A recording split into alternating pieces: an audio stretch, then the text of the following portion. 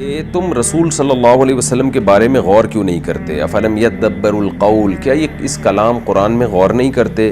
یا ان کے پاس وہ باتیں آئی ہیں جو ان کے باپ دادا کے پاس نہیں آئیں؟ کوئی نئی نصیحت تو نہیں ہے، یہ تو پیغمبروں کا سلسلہ تو بہت پرانا ہے۔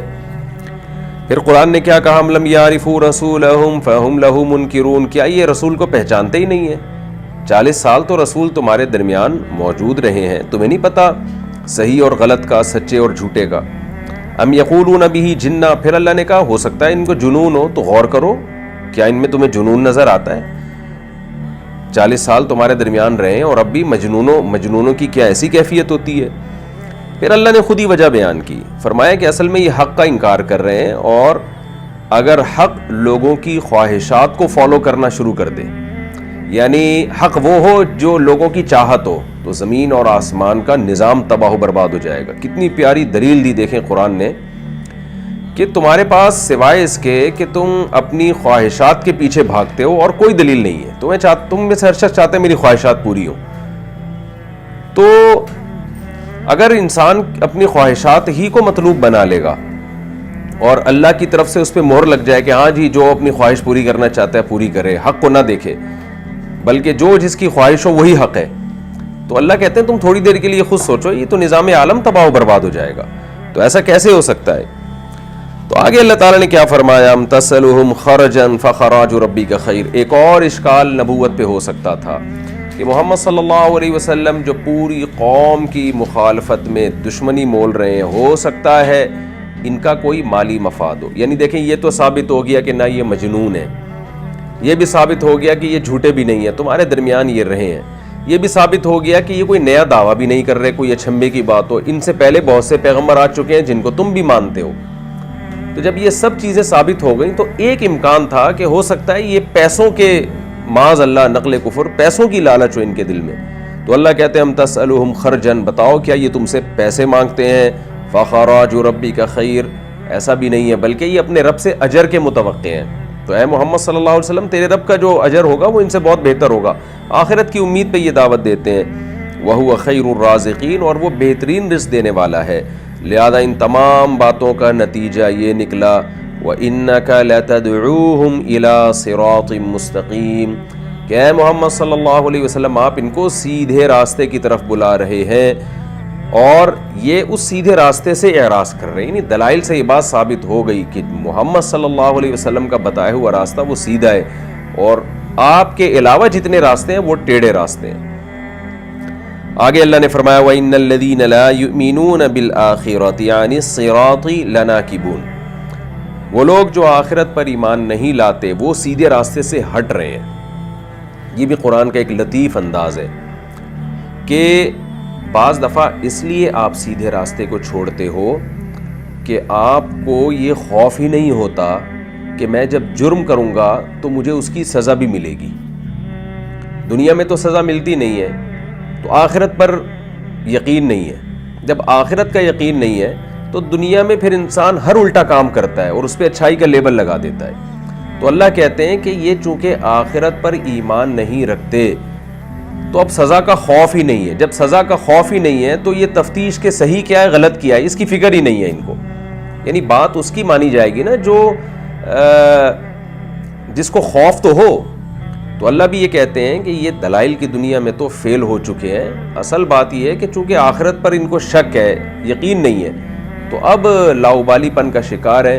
تو جو لوگ بھی آخرت پر یقین نہیں کرتے وہ اسلام کا انکار کرتے ہیں، کیونکہ پھر انہیں محمد صلی اللہ علیہ وسلم کی باتیں ماننا پھر اس پہ چلنا یہ فضول کام لگتا ہے۔ تو وہ مادی باتیں جب آپ ان کے سامنے کریں گے، دنیا کی ترقی کی باتیں کریں گے تو وہ اس پہ کان ضرور دھریں گے۔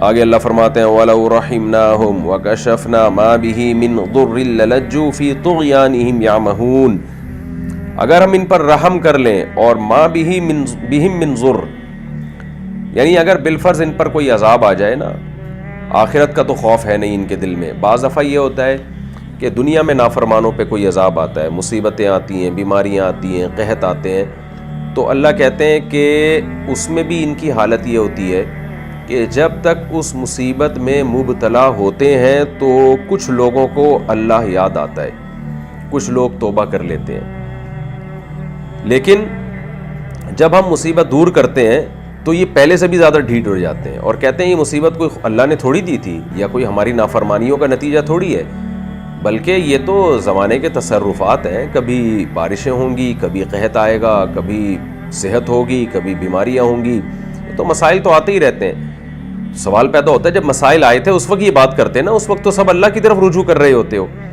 تو یہ بات قرآن نے یہاں بیان کی۔ وَلَوْ رَحِمْنَاهُمْ، اللہ فرماتے ہیں اگر ہم انسانوں پر رحم کریں، وَكَشَفْنَا مَا بِهِمْ مِنْ ضُرٍ، اور ہم کھول دیں وہ چیز جو ان کے ساتھ ہے، یعنی ضرر، ضر کہتے ہیں ضرر کو، جو جس مصیبت میں انسان مبتلا ہو ہم اس مصیبت کو ان سے دور کر دیں، تو رزلٹ کیا آتا ہے؟ لَلَجُّ، لجو کا معنی ہوتا ہے گھس جانا کسی چیز میں، لَلَجُّ فِي طُغْيَانِهِمْ يَعْمَهُونَ، تو یہ اپنی سرکشی میں حیران سرگردان گھس جاتے ہیں اور جری ہو جاتے ہیں۔ یعنی اللہ نے کوئی عذاب دیا نا ان کو، کوئی ٹینشن، کوئی بیماریاں پھیل گئیں، کوئی وبائیں پھوٹ گئیں، کچھ بھی عذاب، تو بہت سے لوگ ایسے ہوتے ہیں جو خدا کی طرف رجوع کرتے ہیں اور ان کو لگتا ہے کہ بھئی یہ مصیبت ہم سے دور ہو گئی تو ہم اب اللہ کی مان کے چلیں گے، اور مایوس ہوتے ہیں، ان کو لگتا ہے بھی یہ مصیبت دور نہیں ہوگی۔ اللہ اپنا فضل کرتا ہے، رحم کرتا ہے، اس مصیبت کو ٹال دیتا ہے۔ جب ٹالتا ہے تو اللہ کہتے ہیں اور بڑی تباہی میں پڑ جاتے ہیں اور سرکشی بڑھ جاتی ہے، کہتے ہیں اب تو ہم نے چلنا ہی نہیں ہے۔ اس کا مطلب یہ تو زمانے کے تصرفات ہیں، خدا تو نہیں ہے۔ تو یہ ہوتا ہے جو اللہ نے ایک انسان کے ساتھ انسان کی شکایت کی ہے کہ انسان کا ایٹیٹیوڈ، انسان کا رویہ یہ ہے اللہ کے ساتھ۔ آگے اللہ اس کی ایک مثال دیتے ہیں، وَلَقَدْ أَخَذْنَاهُمْ بِالْعَذَابِ، یعنی اس آیت کا حاصل یہ ہوا کہ آخرت کے جو منکر ہیں نا وہ دنیا کے عذابوں سے بھی ڈرتے نہیں ہیں، اور جو آخرت پر ایمان لانے والے لوگ ہیں وہ دنیا میں عذاب نہ بھی آئے تو بھی اللہ سے ڈرتے ہیں۔ وَلَقَدْ أَخَذْنَاهُمْ بِالْعَذَابِ، فرمایا ہم تحقیق پکڑ چکے ہیں ان کو عذاب میں، فَمَا اسْتَكَانُوا لِرَبِّهِمْ، تو انہوں نے اپنے رب کے لیے تواضع نہیں کی، وَمَا يَتَضَرَّعُونَ، اور نہ اللہ کے سامنے گڑ گڑائی ہے، تواضع اختیار کی۔ تضرع کا معنی بھی عاجزی کرنا۔ یہ اشارہ ہے مکہ میں قحط پڑا تھا رسول اللہ صلی اللہ علیہ وسلم کی دعوت کے بعد، تو جب وہ قحط کی حالت ہوئی تو مشرکین مکہ بہت پریشان ہو گئے۔ اللہ کہتے ہیں ان کی حالت یہ ہوئی کہ اس عذاب میں بھی یہ لوگ اللہ کی طرف انہوں نے رجوع نہیں کیا۔ یعنی عام طور پر تو کافر بھی اس عذاب میں اللہ کی طرف رجوع کر لیتا ہے، لیکن یہ لوگ اس میں بھی اللہ کی طرف انہوں نے رجوع نہیں کیا، دنیا کے عذاب میں بھی۔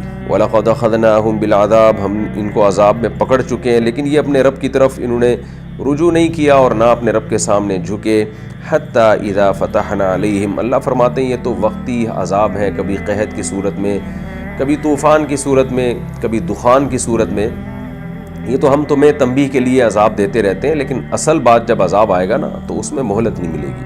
وہ کیا ہے؟ یہاں تک کہ جب ہم ان پر کھول دیں گے بابن، ایک دروازہ، ذا عذاب شدید، ایک شدید عذاب والا، یعنی آخرت والا، اذا ہم فیہ مبلسون، پھر یہ اس میں مایوس ہو جائیں گے۔ ابھی تو اہل مکہ پہ قحط آیا تو تھوڑی سی بعض لوگوں کو امید تھی کہ یہ قحط دور ہو جائے گا، اس لیے خدا کے سامنے جھکے نہیں۔ تو اللہ کہتے ہیں لیکن ایک عذاب ایسا آنے والا ہے جس میں تم سب مایوس ہو جاؤ گے، وہ عذاب پھر ٹلے گا نہیں۔